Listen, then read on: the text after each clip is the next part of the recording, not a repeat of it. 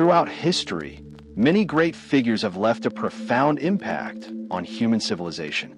From brilliant leaders and exceptional scientists to visionary thinkers, they have helped shape the world as we know it today.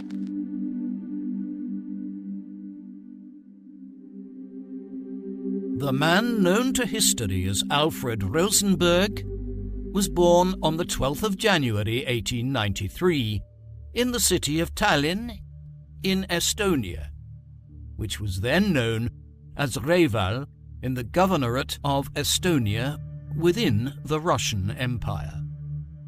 His father was Waldemar Wilhelm Rosenberg, an affluent merchant who managed the business affairs of a German company in Estonia and whose ancestry was primarily Baltic, not Germanic, a point worth bearing in mind when we consider how much of a German ideologue Alfred would subsequently become. He had married Alfred's mother, Elfrida, in 1886. They had two sons, Eugen Waldemar, born in 1887, and Alfred, who arrived 6 years later. Elfrida died in mid-March 1893, just 2 months after giving birth to Alfred.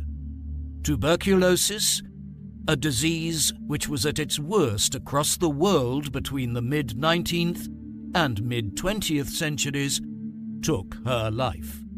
The Rosenberg surname, though commonly held by people of Ashkenazic Jewish ancestry in Eastern Europe, is not inherently a Jewish name. It is Germanic in origin and is a toponymic surname meaning Rosy Hill or Rose Mountain.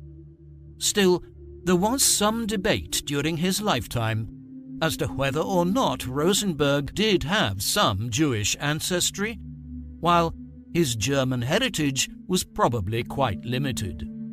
His pronounced Germanic ideology in the 1920s and 1930s might well have reflected some insecurity about the fact that he was of both Baltic and Germanic heritage.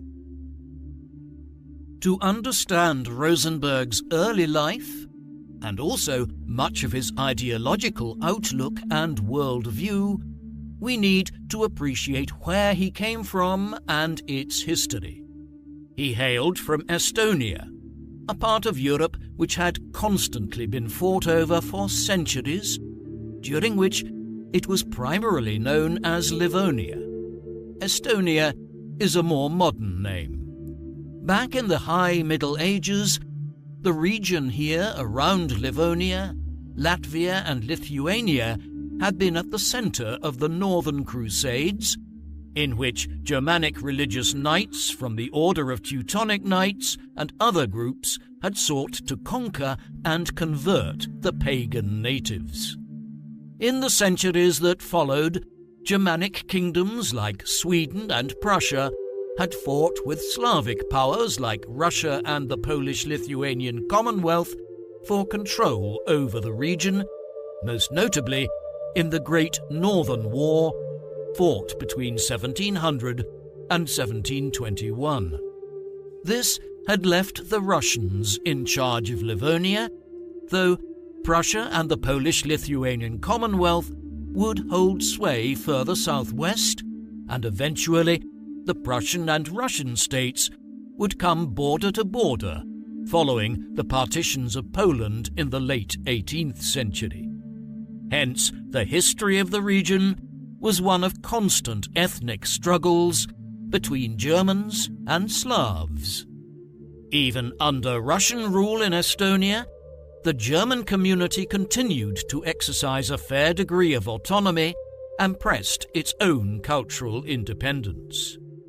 Overlapping with all of this was an emergent Estonian nationalism in the 19th century, one which stressed a uniquely Estonian culture and pressed the case for the use of Estonian, a Finno-Ugric language, as the national tongue.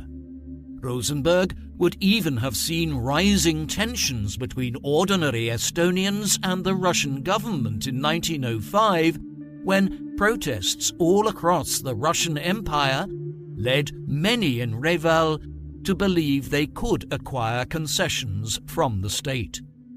All of these things were factors in how Rosenberg's ideological views developed in the years that followed. Alfred's youth was a difficult one in some respects. He grew up in Reval without a mother and with a father who was absent working most of the time. Then, Alfred was orphaned in 1904 at 11 years of age when his father died too. He was consequently left in the care of his aunts who raised him. The family religious background was Lutheran Protestant. Alfred hated it. He would later reflect that he found the idea of kneeling during religious services to be offensive, stating, quote, "This kneeling down stirred up something in me which could never afterwards be calmed." These early experiences of religion would inform much of his adult life. Perhaps they were formed out of a sense of objection to the idea of a benevolent God by a child who lost both of his parents. He was educated in several schools in Reval and later headed to the city of Riga in what is now Latvia to study at the Polytechnical Institute there.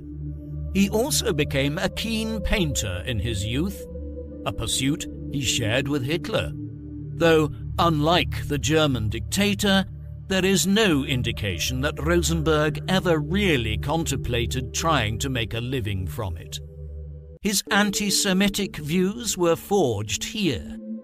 Estonia was, along with Latvia, Belarus, Eastern Poland and Ukraine, the region known in the Russian Empire as the Pale of Settlement, lands in the west of the empire outside of Russia itself where the empire's large Jewish population was stipulated as having to reside.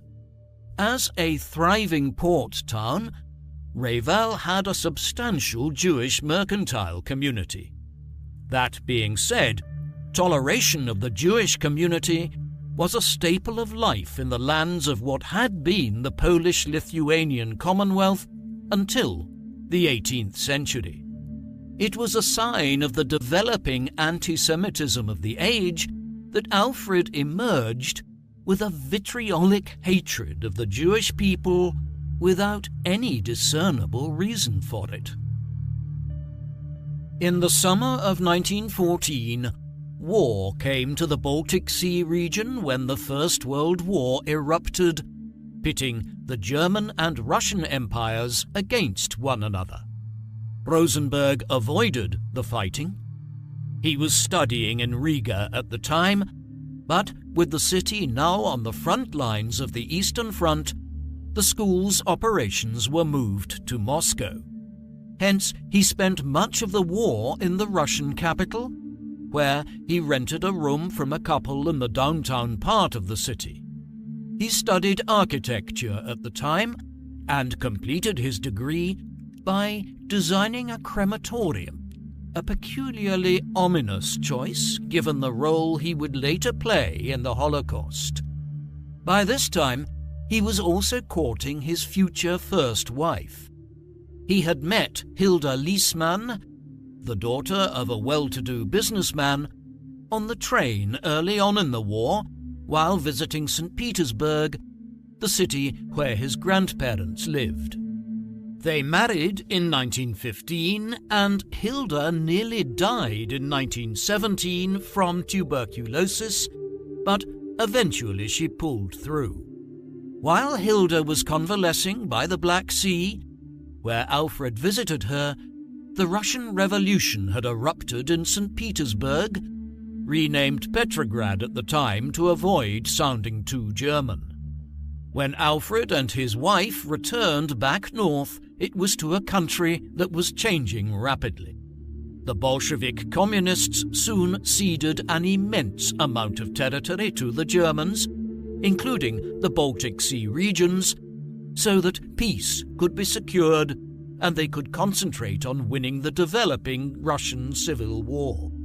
German rule in Estonia would only last a very brief period of time. Then, with German defeat in Western Europe, the Estonian War of Independence broke out in November 1918. With its arrival, Rosenberg joined tens of thousands of other Estonians who viewed themselves as being ethnic Germans in packing up their lives and heading for what was left of Germany. In Germany, Alfred headed initially for Berlin, where he had an interview to go and work with a firm of an architect by the name of Peter Behrens. Violence was following Rosenberg at this time, though, and no sooner had he arrived at Berlin, but it was gripped by the Spartacist uprising of German communists in January 1919. This spurred Rosenberg to head on further still, this time to Munich in Bavaria in southern Germany, a city that was in the grip of its own political extremes in 1919, out of which numerous far-right groups would emerge. Hilda had become ill again in 1918, and her parents arranged for her to go and spend time in Switzerland. She would remain estranged from Alfred, and they divorced in 1923. Thus it was that Alfred spent much of 1919 wandering Munich, penniless and alone. He looked for odd work and resorted to soup kitchens during the desperate period in Germany's history when the country was tearing itself apart after the loss in the war and poverty and political violence shook cities like Munich. Like many young men, Rosenberg was soon drawn to the radical politics of the city in such a chaotic environment. One evening he attended a gathering led by Dietrich Eckart, a poet, journalist, and one of the founders of the German Workers' Party, the precursor to the Nazis. Rosenberg and Eckart soon began meeting regularly to discuss their politics. One thing which they shared in common was a belief that the Jewish people were responsible for the woes which were now betiding Germany. Right before he had left Estonia, Rosenberg had given a speech at the Brotherhood of the Blackheads, a civic association in Reval, in which he had denounced the Jewish people who he saw as having fomented the Russian Revolution. Now, in Munich, months later, when a communist revolt broke out there too, he became convinced that there was indeed a Jewish conspiracy to overthrow the great nations of Europe.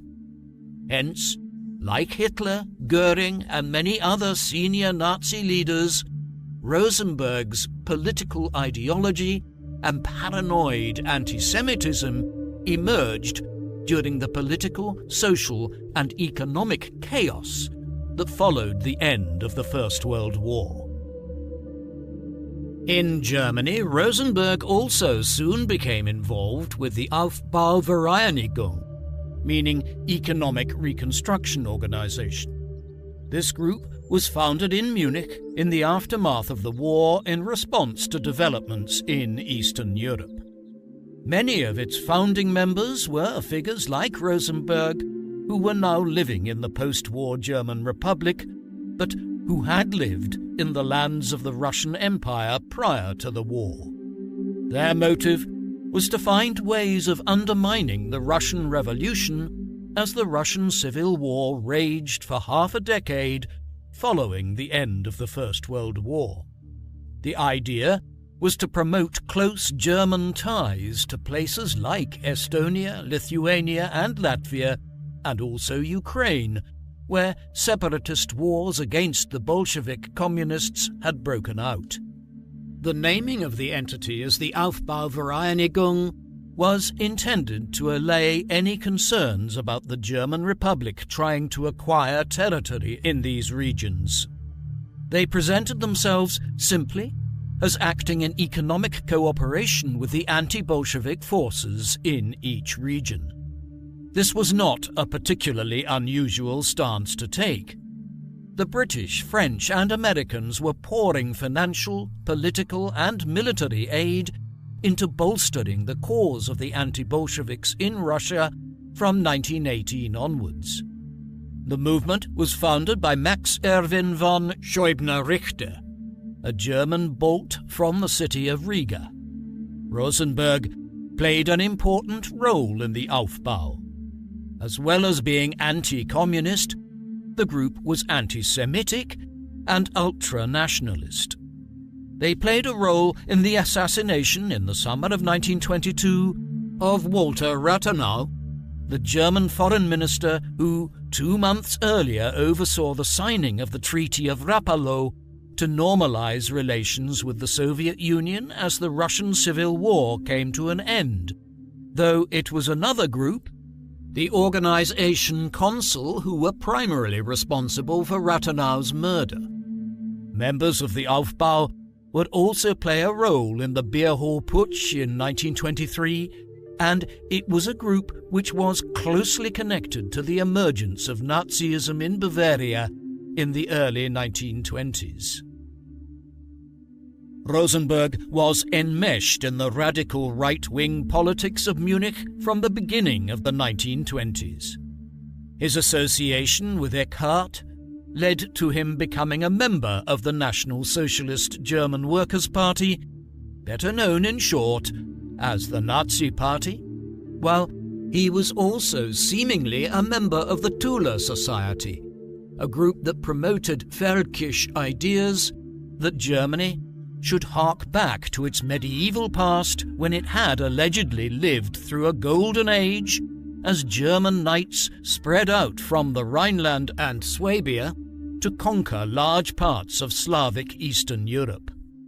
Rosenberg established himself early on as a writer within these organizations. For instance, he wrote for and then became the editor of the Völkische Beobachter, or the People's Observer, the official newspaper of the Nazi Party.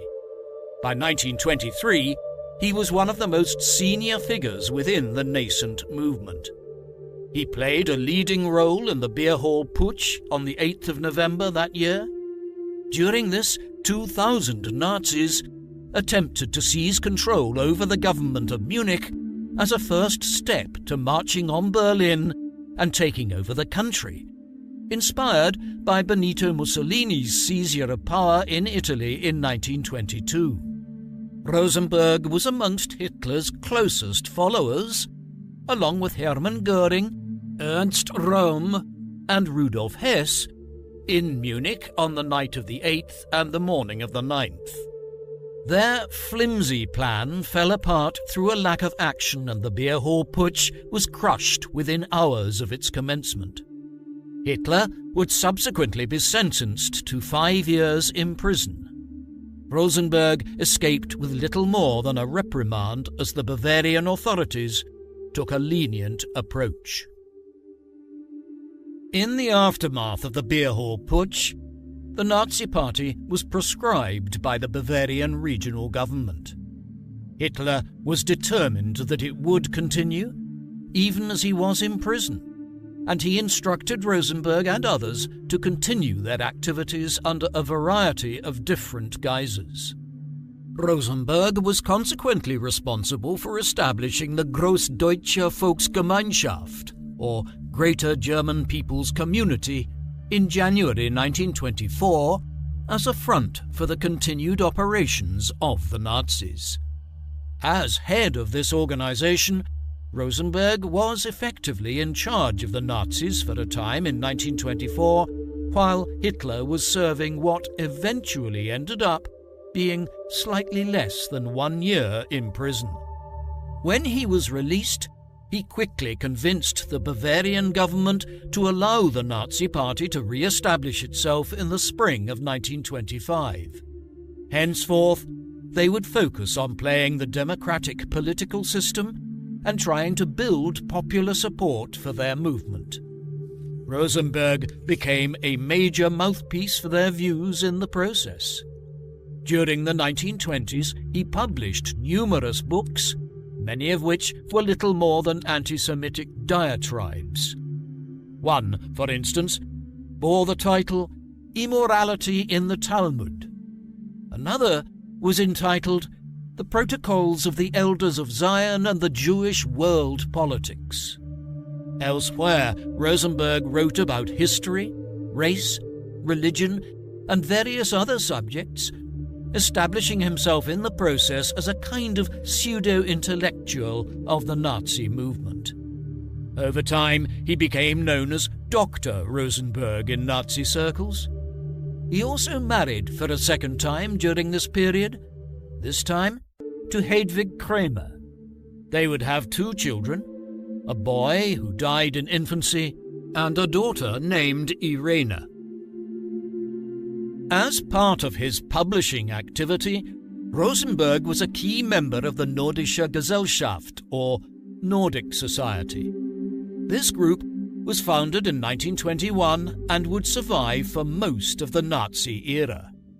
It emerged out of pre-existing links between the northern port city of Lübeck and the Nordic nations of Scandinavia, and looked back to the era of the medieval Hanseatic League of German city-states and the trading empire they had formed around the Baltic and North Seas.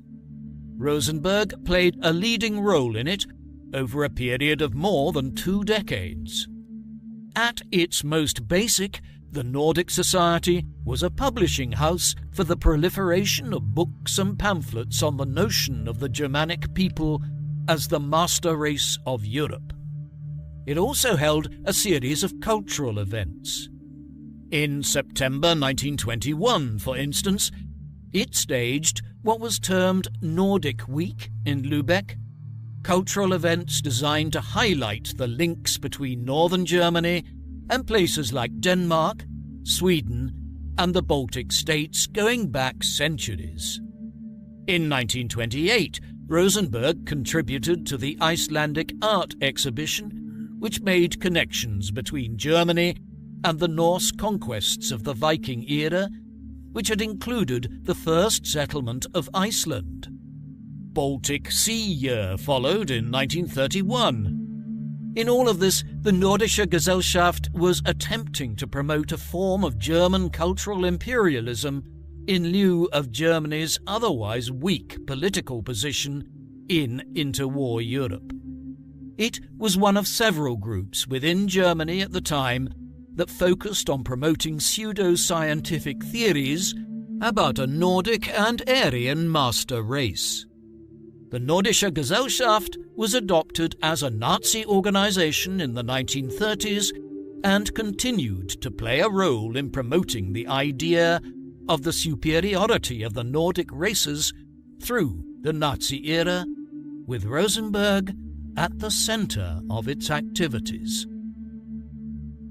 In 1930, Rosenberg published what many perceive to be his most influential book. This was Der Mythos des 20. Jahrhunderts, the myth of the 20th century. This was a work of pseudoscience and racial classification based on the spurious idea of a supposedly perfect Aryan race. According to Nazi racial classification, the Aryans were a people who had migrated across Eurasia from the Asian steppe millennia ago to conquer large parts of Asia and Europe. The Germanic and Nordic people were deemed to be the foremost of these Aryans. Rosenberg's theory was that many similar Indo-European people were corrupted over the centuries through intermarriage with the Semitic people who had long inhabited parts of West Asia around what we now term the Middle East. This was all a precursor to arguing that the Jewish people had corrupted the greatness of the Indo-Europeans and that the Aryans, for which any reader could simply substitute the Germanic people, were the ones who had remained aloof from this corruption. Rosenberg then descended into a smorgasbord of highly unusual claims. For instance, he tried to appropriate various types of cultural achievement for the Aryans, even where it did not fit within his theory. For instance, the ancient Egyptians were classed as a kind of Aryan for the simple reason that Rosenberg seemed to like the idea that the Aryans were responsible for building the pyramids. Jesus was, according to Rosenberg, half Germanic, a theory which made no sense, while more recent events in Europe's history were also interpreted through a racial lens. The French wars of religion, for instance, fought over much of the second half of the 16th century, were presented as part of an effort to expunge the Aryan influence from French society. The book's title was grounded on the idea that Rosenberg was presenting a new mythos, or mythical story from which Aryan greatness would allegedly re-emerge. Rosenberg's book was clothed in a veil of scholarly depth.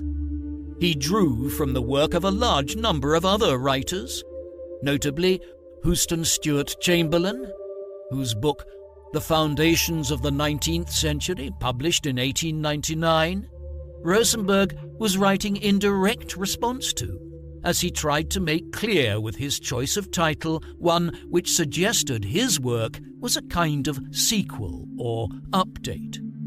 Yet, just because Rosenberg was citing others and drawing on established themes did not make his theories any more valid. Chamberlain, for instance, was himself a British proponent of ethno-nationalism, scientific racism, and the use of pseudoscience to justify the rising tide of anti-Semitism in Europe at the end of the 19th century. Chamberlain had spent much of his adult life living in Germany and was an influence on the wider Völkisch movement of which Nazism was a direct outcome. Elsewhere, Rosenberg simply plucked theories out of thin air.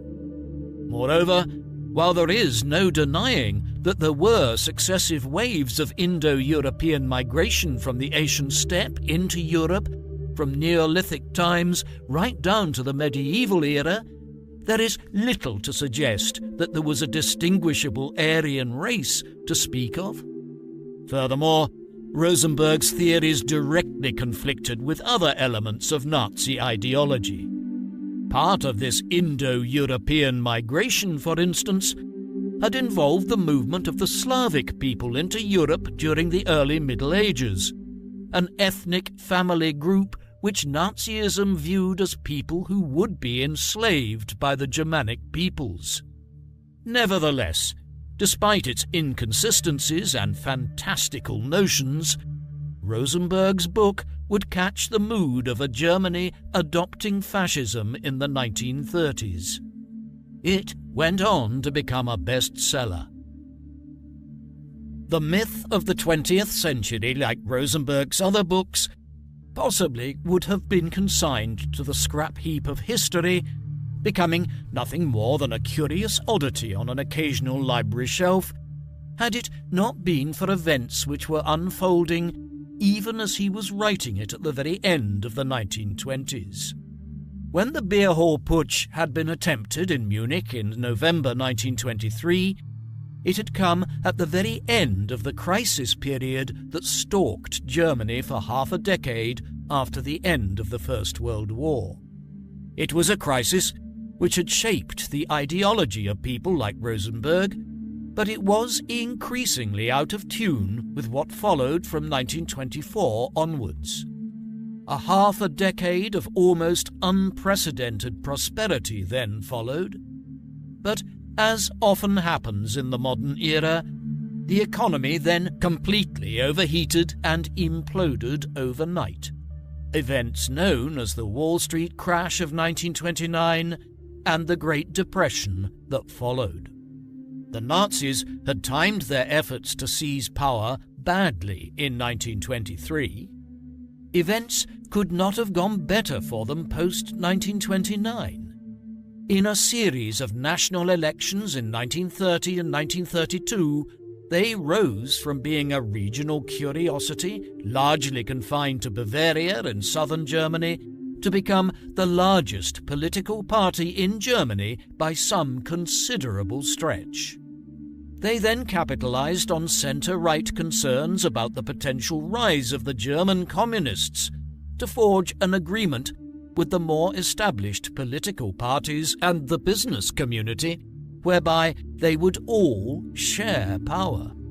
This arrangement was ripped up almost as soon as it was entered into, and in the spring of 1933, Hitler and the Nazis seized complete power through the passage of an enabling act which allowed them to rule by decree. A year later, Hitler combined the offices of Chancellor and President to become the Führer, or leader of Germany. Rosenberg's peculiar ideas, as articulated in books like The Myth of the 20th Century, found a much wider audience in the process. Rosenberg would acquire numerous different positions in the decade that followed, some relating to domestic, religious and cultural policy, others concerned with the Nazi occupation of Europe, again from both a cultural, administrative and military perspective. In many ways, it could be said that from amongst the senior Nazi ministers, his imprint on the life of Germany and the Reich was the most varied. Early on, following the accession to power in 1933, his foremost position was his immediate appointment as head of the Nazi Office of Foreign Affairs. This was different to the more traditional Foreign Office, which was successively headed by Konstantin von Neurath and Joachim von Ribbentrop as foreign ministers of Germany. Instead, the Office of Foreign Affairs was responsible for cultivating relations with nations which could be viewed as culturally akin to Germany. Rosenberg was a natural fit for this.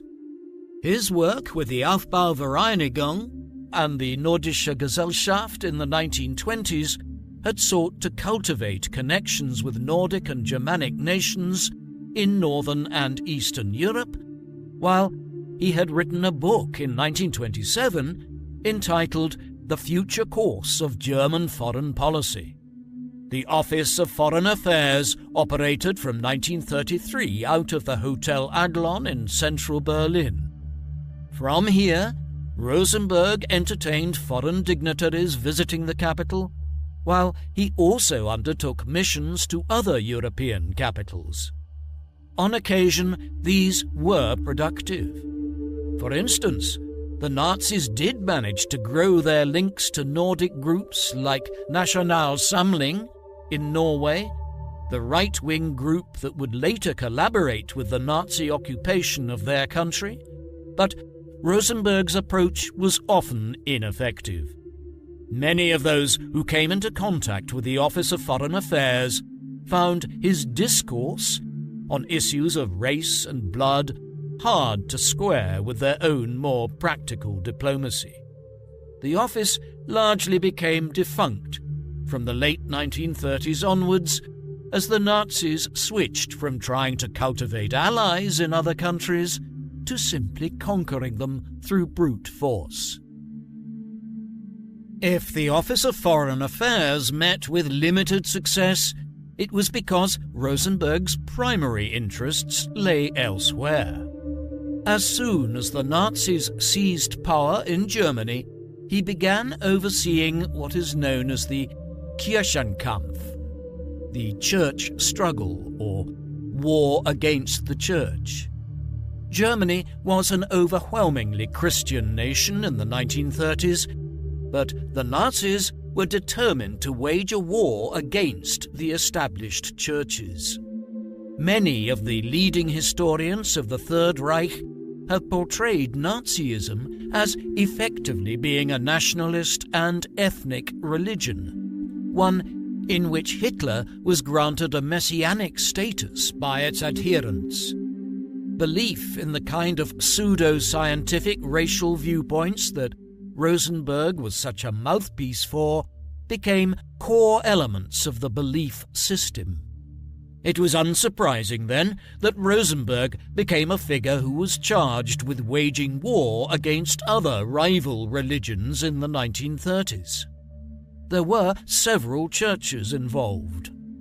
Although Roman Catholics only accounted for about 1/3 of German Christians, it was a powerful and centralized church that became the foremost target of the Kirchenkampf. 2/3 of Germans were Protestants, but there were numerous different denominations, including Lutherans, Calvinists, and Moravians.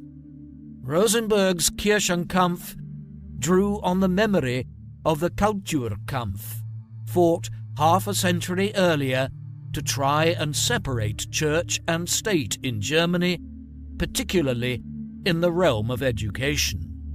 Through it, Hitler and Rosenberg sought to undermine the strength of the Christian churches.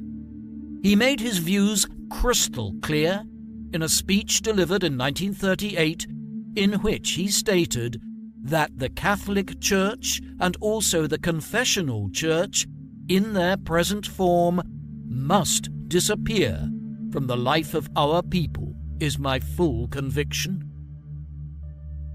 The Kirchenkampf proceeded in distinct phases from 1933 onwards. Hitler was cognizant that a complete undermining of the established Christian churches would not be possible, whatever Rosenberg's desires might have been. Instead, the idea was to gradually weaken their influence. Early efforts focused on the Roman Catholic Church in Germany and breaking up its political power. The antagonism between Rosenberg and the Catholic Church was evident when, in 1934, the Vatican proposed placing the myth of the 20th century on the index of books prohibited by the Church. This was during a period when Hitler was conscious of keeping the established churches on side with his reforms as the Nazis cemented their control over Germany.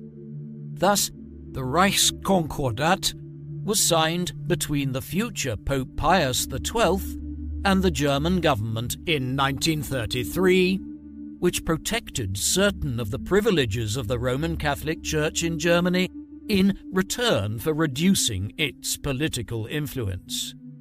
As the 1930s went on, though, the confrontation between the Roman Catholic Church and the Protestant congregations with the state became greater. Hence we find a papal encyclical entitled Mit brennender Sorge, meaning with deep anxiety, issued by Pope Pius XI in 1937. It condemned Nazi transgressions on the rights of the Church in Germany and directly criticized the kind of neo-paganism promoted by Rosenberg and others within the Nazi leadership. Unusually, it was translated into German from the original Latin it was written in and smuggled into the country in order to be disseminated among German Catholics. In it, Hitler is referred to as a Wahnprophet, meaning mad prophet, a sign of how hostile relations between Nazism and the Christian churches had become by the late 1930s. Rosenberg was one of the chief cheerleaders of this effort to undermine the Roman Catholic Church and the Protestant congregations. It was not simply that Rosenberg was attempting to undermine the established Christian churches in the 1930s. He was also one of the central figures in the promotion of a form of neo-paganism which melded elements of German folk culture with Nazism. In this, he had allies amongst other senior Nazi figures, like the head of the SS, Heinrich Himmler, who incorporated many elements of this neo-paganism into the law of the paramilitary group. Rosenberg's alternative neo-pagan Nazi religion was an assortment of esoteric ideas some of which were based on only a vague understanding of different historical processes, and some of which were combined to form an often bizarre belief system. For instance, he incorporated elements of Catharism into his system. This was a heretical branch of Christianity which had developed in the French Pyrenees in the 12th century, adherents of which believed that there were two gods in the world, a kind God and a malevolent God, while their view of human nature and the soul was also different to Christian dogma. Other elements of this neo-paganism stressed the belief in gods such as Thor and Odin amongst the Germanic and Nordic people of Europe in pre-Christian times. It is difficult to find a fully coherent system in Rosenberg's writings. Often what this kind of neo-pagan Nazi religion seems to have entailed was an eclectic mix of ideas which figures like him and Himmler found esoteric and supposedly Germanic enough to warrant their interest. Rosenberg's efforts to influence the culture of the Third Reich extended beyond the sphere of religion. In 1934, Amt Rosenberg, or Rosenberg Office, was established as a kind of government department with oversight of cultural policy and life in Germany. This was effectively a think tank charged with implementing many of the cultural ideas which were at the heart of Nazism. Amt Rosenberg played a role in prescribing certain books which were seen as being anti-German and lionizing others whose writings championed the cause of German nationalism. Hence, writers like Thomas Mann, Bertolt Brecht, and Erich Maria Remarque were denigrated through Rosenberg's office for their unpatriotic criticism of Germany, while others were championed. Amt Rosenberg played a role in removing large amounts of books from libraries around Germany. It was also under its aegis that the National Socialist Cultural Community was founded in 1934. This grew out of the earlier Militant League for German Culture. There were hundreds of chapters by the end of the 1930s and tens of thousands of members of what was, essentially, a highly ideological and militant book club. Amt Rosenberg had tentacles that spread out everywhere. It played a role in Nazi groups such as the Strength Through Joy movement, a sort of sport and recreational group that was created for German workers to encourage athleticism and wholesome recreation under the Nazi umbrella. In essence, from Amt Rosenberg's offices off Potsdamer Platz in central Berlin, Rosenberg was given license to interfere in all aspects of the cultural life of Germany in line with his particular notions about German culture and identity. In 1937, Rosenberg became the inaugural recipient of a new national prize dreamed up by the Nazi regime. The German National Prize for Art and Science was conceived as an alternative to the Nobel Prize Awards.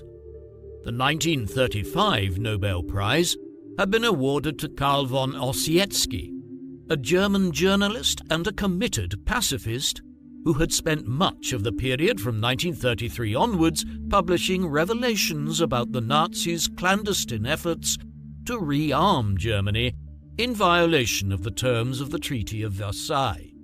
For his efforts, Ossietzky had spent much of the mid-1930s in various German prisons, leading to deterioration in his health and his death from tuberculosis in 1938. The Nobel Award to him infuriated Hitler, and so he decided to ban German citizens from engaging with the Nobel Academy, instead establishing the German National Prize as an alternative. The program would only run for 2 years, in 1937 and 1938. Rosenberg was one of 5 recipients in 1937, Others, including the Antarctic explorer Wilhelm Felschner and the surgeon August Bier. Rosenberg was awarded the prize for his work in promoting Nazi ideas around race and eugenics, with Hitler noting in particular the myth of the 20th century amongst his published work as a reason for the award. It came with an award of 100,000 Reichsmarks, which greatly increased Rosenberg's personal wealth. At the award ceremony in Nuremberg, Rosenberg was delighted that Joseph Goebbels, the Nazi propaganda minister and a bitter rival of his, was chosen to give out the awards. Goebbels read the following as Rosenberg was honored. In his works, Alfred Rosenberg has distinguished himself because he fought untiringly to maintain the purity of the National Socialist worldview. Only future generations will be able to assess accurately just how deeply this man influenced the spiritual shape and worldview of the National Socialist state. The National Socialist movement, and with it all the German people, rejoice with deep satisfaction that the Führer awarded this prize to one of his oldest and closest comrades. Rosenberg's involvement in the Foreign Office and his other responsibilities meant that he played a role in the march towards war in Europe from 1933 onwards, after the Nazis seized power.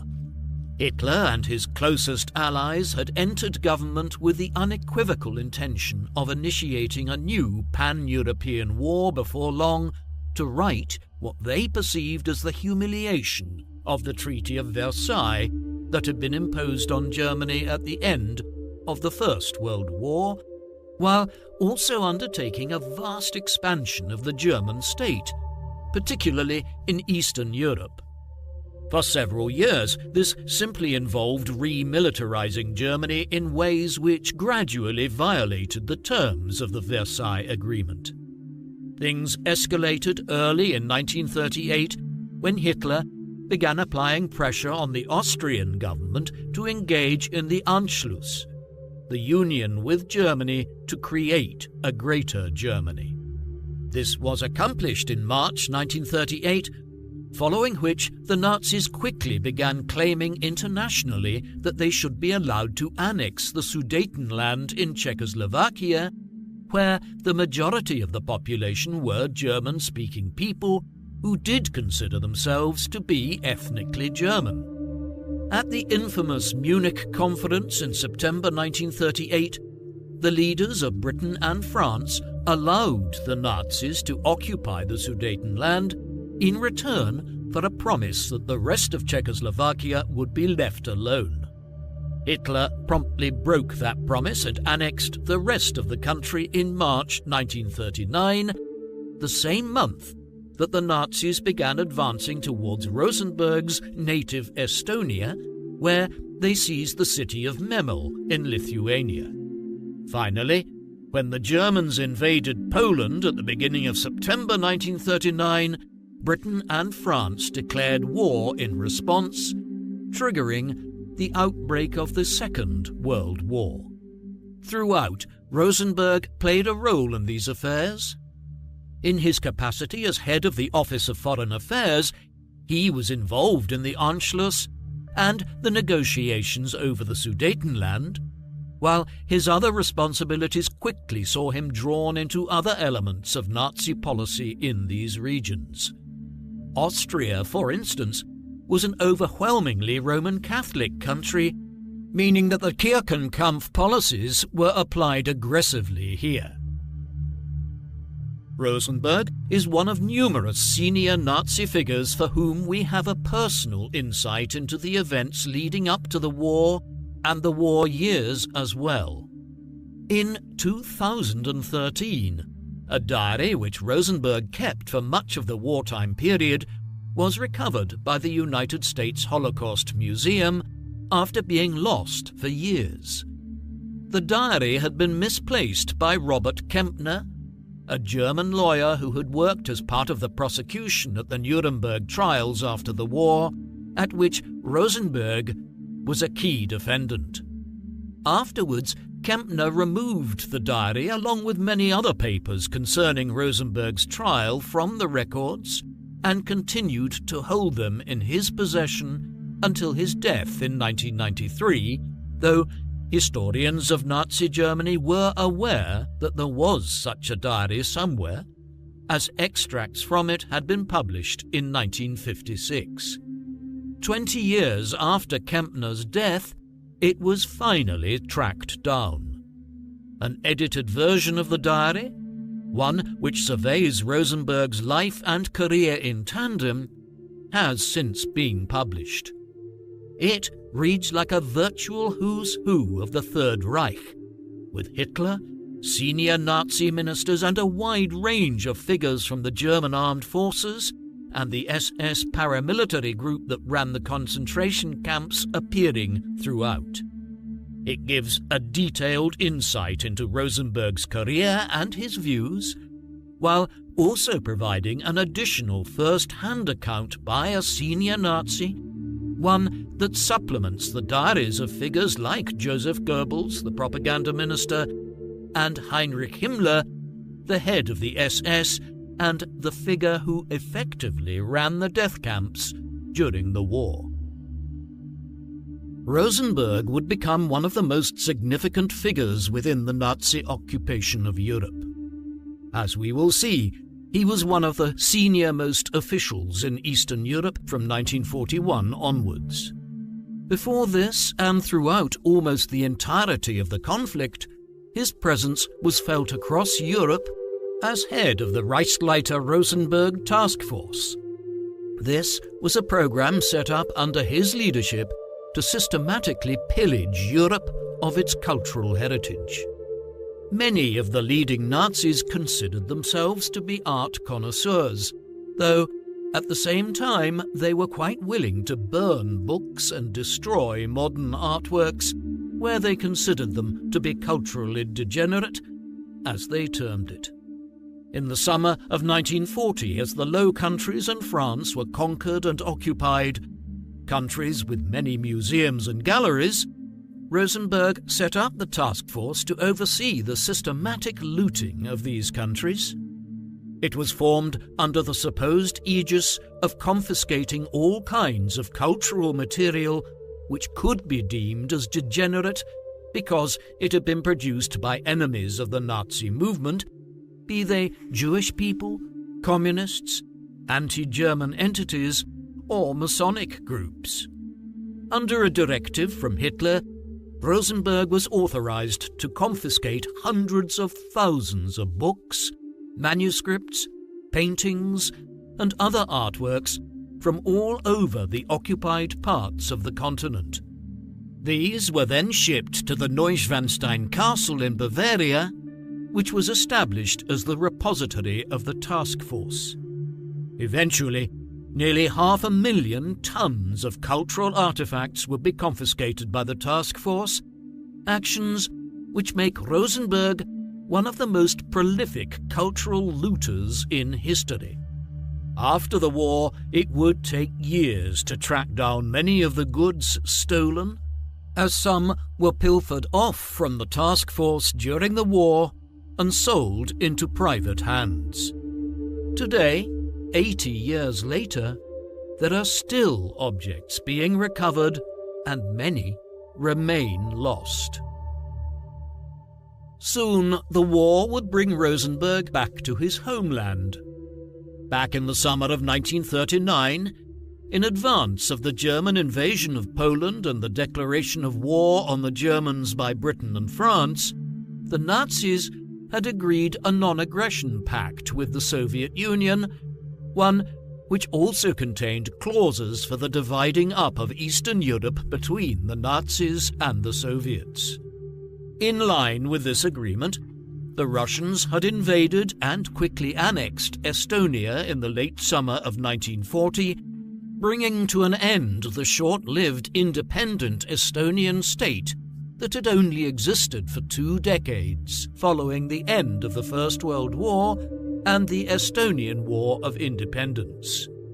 By 1941, The treaty of amity between the Nazis and Soviets had worn thin, and Hitler was preparing for a new war against the Russian communists. In June of that year, Operation Barbarossa to conquer the Soviet Union commenced as 3 million German soldiers and their allies crossed over the eastern border and on into Poland. Minsk in Belarus fell later that summer, while Tallinn was surrounded by German forces and captured after a managed withdrawal by the Soviets in August. By the late autumn, Germany was in control of much of Eastern Europe. It was in this context that Hitler bestowed a new title on Rosenberg, appointing him as head of the Reich Ministry for the occupied Eastern Territories. The post was evidently bestowed on Rosenberg owing to his close ties to Hitler and his familiarity with the Baltic States region, where he had spent his youth.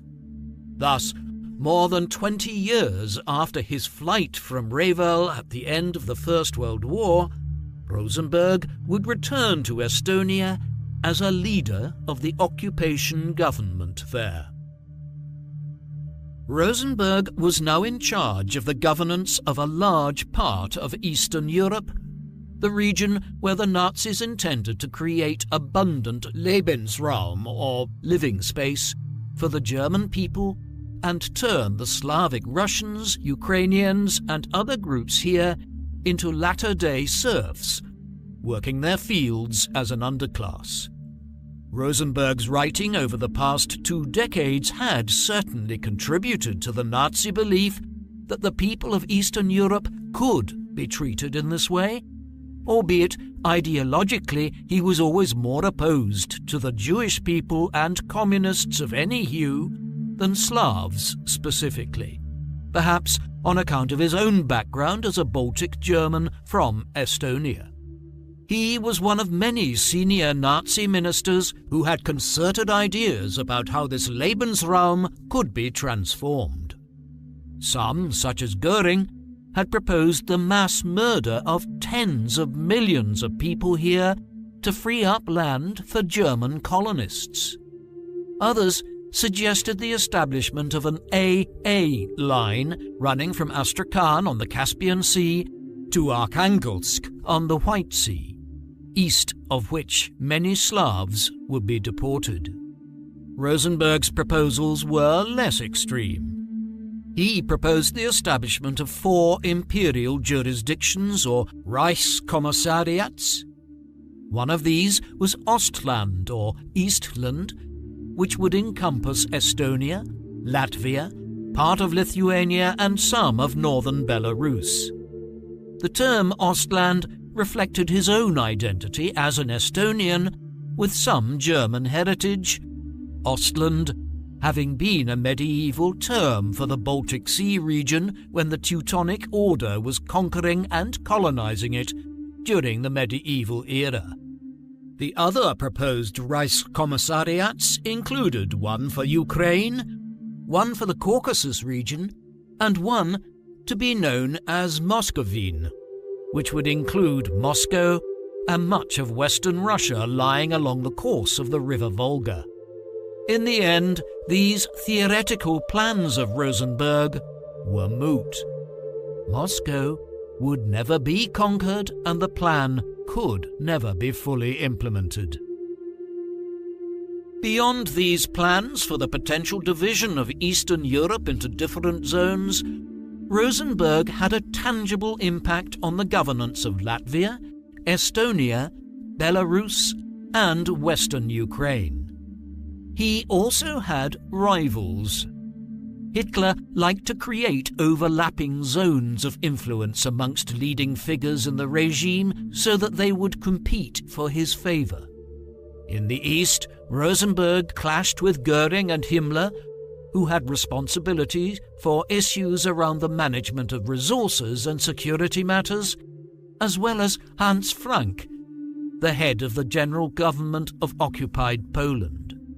One of Rosenberg's primary concerns was spreading Nazi propaganda messages throughout the occupied territories. While many people here were identified as ideological enemies of Nazism, there were also many people, not least the ethnic Germans of Latvia and Estonia, who the Nazis wanted to win over to their cause. Rosenberg was also in favor of some limited efforts to convince the Russian, Ukrainian and Baltic populations that they were better off under German rule than Soviet tyranny. However, his primary concern became efforts to dismantle the Soviet system of collective agriculture. This was organized around kolkhoz, or collective farms. To this end, in February 1942, he had an agrarian law passed to begin the breaking up of the kolkhoz and to redistribute lands back into private ownership. It was a peculiar obsession during a wartime environment, and most of those who were familiar with the policy approach perceived it as a strange obsession of Rosenberg's.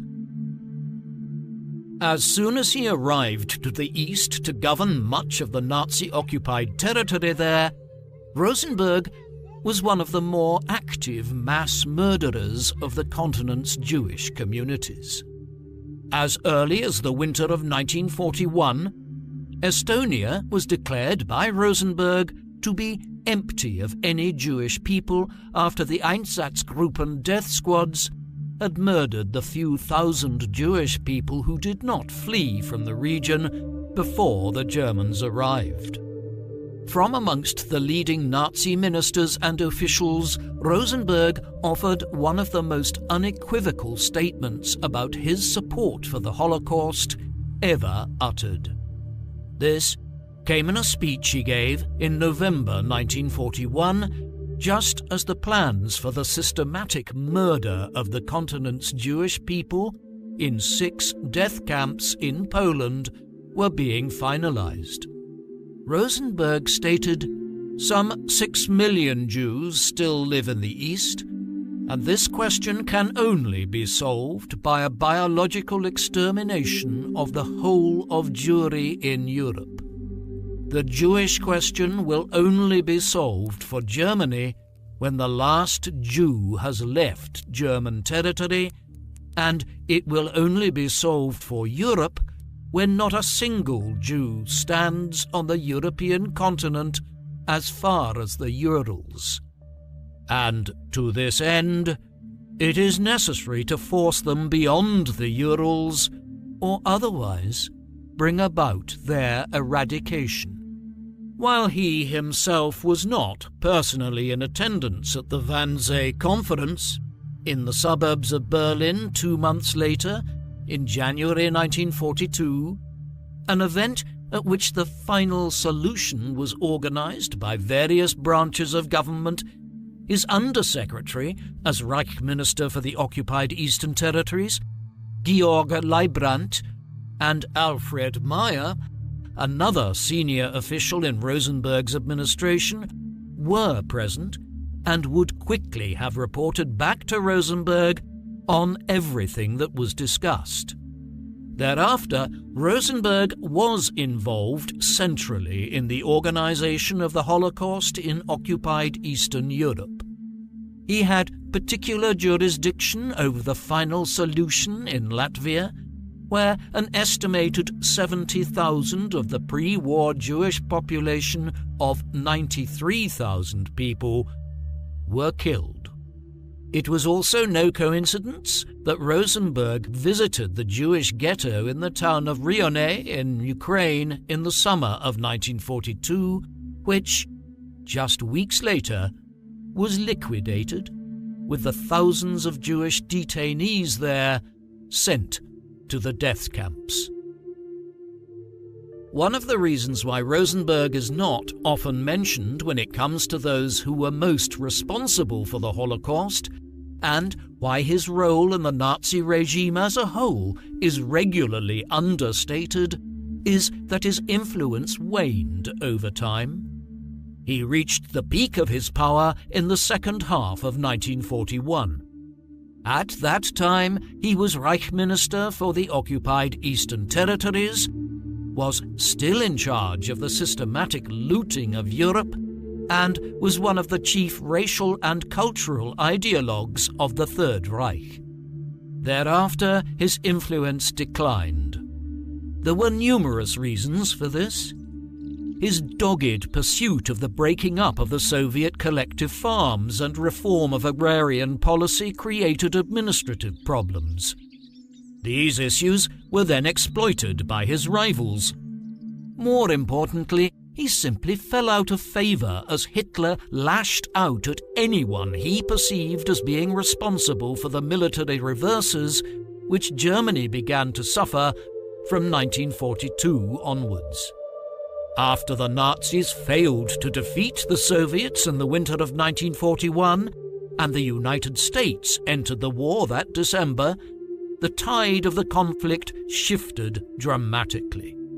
By early 1943, after the titanic struggle at the Battle of Stalingrad ended in Soviet victory, the Russians went on the offensive and would continue moving westwards until they reached Berlin in 1945. As all of this happened, a vast array of ministers, officials, and generals fell out of favour with the Führer, who blamed everybody other than himself for the doom which now awaited the Third Reich. Rosenberg was left in his position as Reich Minister for the occupied Eastern Territories, but he was otherwise cut off from the Führer's patronage. He did not meet with him once in the entirety of 1944.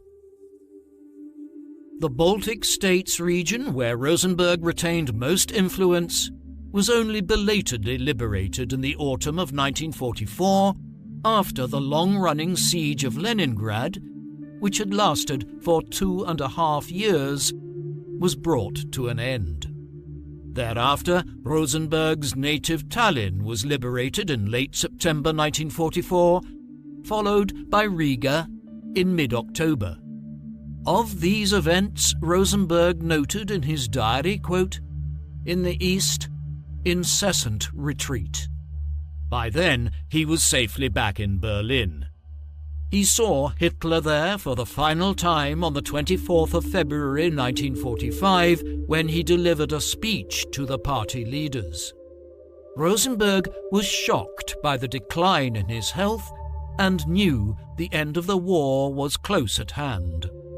As the weeks dragged on and the Russian air assaults on Berlin became more destructive, he stockpiled some cyanide pills, unwilling to be taken alive by the Soviets. Rosenberg, with his wife Hedwig and daughter Irena, was one of the first senior Nazi figures to flee from Berlin for the German-Danish border, arriving at the town of Flensburg there by the 22nd of April 1945. Just over a week later, he learned that Hitler had taken his own life in Berlin. Then there was a deluge of Nazi ministers and generals to Flensburg as the new German president, the naval admiral Karl Dönitz, began organizing a temporary government here to surrender to the Allies. Rosenberg was officially relieved of his position as Reich Minister of the occupied Eastern Territories on the 6th of May, 2 days before the surrender. On the 19th of May, he was taken into British custody and was flown to Bad Mondorf in Luxembourg to await trial. He later remarked on flying over the bombed-out city of Cologne that it looked as though it was, quote, trampled down by gigantic beasts. Its rubble lies heaped around the skeleton of the cathedral, a desert giving evidence of the terrible fate of people and Reich. Rosenberg was soon informed that he had been selected by the Allied leaders to stand trial amongst the group of leading Nazi figures responsible for the crimes of the Third Reich, which trial would soon begin at the city of Nuremberg before the International Military Tribunal of Judges from the leading Allied nations. There were 24 defendants in this initial trial, including Goering, Dönitz, Hans Frank, the governor of occupied Poland, Wilhelm Keitel, who, as head of the Wehrmacht, was in charge of so many of the military atrocities on the Eastern Front, and both Konstantin von Neurath and Joachim von Ribbentrop, the two foreign ministers who had worked occasionally with Rosenberg on foreign policy matters. In a trial that lasted nearly a year, Rosenberg maintained that he had been unaware of the mass murder of the continent's Jewish people, a completely implausible defense given his roles and the fact that many of his underlings had been present at the Wannsee Conference in January 1942. While not in court, he composed some memoirs from prison. On the 1st of October 1946, the verdicts were finally given at Nuremberg. Rosenberg was one of just 6 of the 24 defendants who was found guilty of all 4 charges: participation in crimes against peace, the planning and initiating of a war of aggression, participation in war crimes and crimes against humanity. The other 5 were Goering, von Ribbentrop, Keitel, von Neurath, and the German general Alfred. 11 in all were sentenced to death, though Goering took his own life before the sentence could be carried out. When the appointed hour came in the early hours of the 16th of October 1946, Rosenberg was apparently the only one of the 10 men who were executed who, when asked if he had any final words, simply stated, "No." After being hanged, their remains were cremated and scattered in southern Germany to avoid them becoming the focus of any Nazi veneration. Alfred Rosenberg is often not listed amongst the most influential of the senior Nazi ministers. While most people with even a passing familiarity with the Third Reich and the crimes of the Nazis know who Joseph Goebbels, Heinrich Himmler, or Hermann Göring were, fewer will be aware of Rosenberg. In some ways, this is a peculiar development, for almost nobody exercised as much influence over so many elements of life in the Third Reich as Rosenberg did. Relocating from Estonia to Germany at the end of the First World War, he was a member of the Nazi movement and various other ultra-nationalist groups in southern Germany from the very beginning of the 1920s. Over the next decade or so, he composed many books and pamphlets which furthered the pseudo-scientific ideas of the Nazis and the notion of the German people as a master race of Nordic Aryans. His writings were completely fantastical, but in the environment of interwar Germany, his anti-Semitism and ideas about racial hierarchies made him popular with Hitler. As a result, he obtained many different positions after the Nazis came to power in 1933, heading up the Office of Foreign Affairs, playing a leading role in the Kirchenkampf against the Christian churches, and promoting a wide range of cultural movements. During the war, he emerged as an unlikely senior official in occupied Eastern Europe, presiding over the region where he had spent his youth by the Baltic Sea. Here, he was deeply involved in the Holocaust and the mass murder of the Slavs of Eastern Europe in ways which echoed the racial views he had promoted all of his adult life. In the end, Rosenberg was chosen to be one of the individuals who would stand trial as a leader of the Nazi regime at Nuremberg. During the trial, the prosecutors repeatedly returned to the idea that through books like The Myth of the 20th Century, Rosenberg had been one of the ideological architects of the Third Reich and had shaped Nazism from its earliest days. There was little doubt that he would be found guilty, and in 1946 he was executed for his many, many crimes as one of the leaders of the Third Reich. He was every bit as senior a figure of the regime as many Nazi leaders who are more well known today.